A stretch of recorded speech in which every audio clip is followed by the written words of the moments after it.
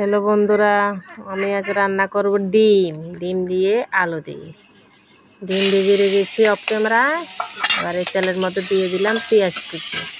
এখানে বেটে রেখেছি কাঁচা লঙ্কা, আদা, পেঁয়াজ দিয়ে দিলাম। এবার এখানে দিয়ে দিচ্ছি অফ ক্যামেরা দিয়ে দিলাম, কারণ আমার ক্যামেরা ধরার কেউ নেই। লবণ, হলুদ, একটু লঙ্কা গুঁড়ো, জিরে গুঁড়ো সবগুলি ভালো করে কষিয়ে নিলে একটু জল দিয়ে দিচ্ছি যাতে পোড়া না লাগে। যা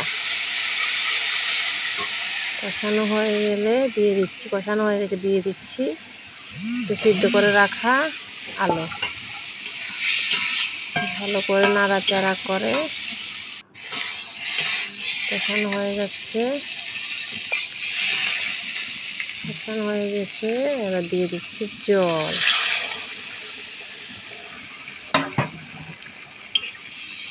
জল দিয়ে দিলাম।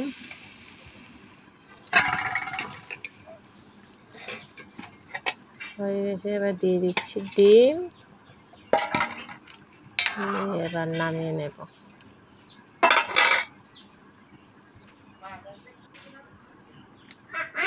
নামিয়ে নিলাম।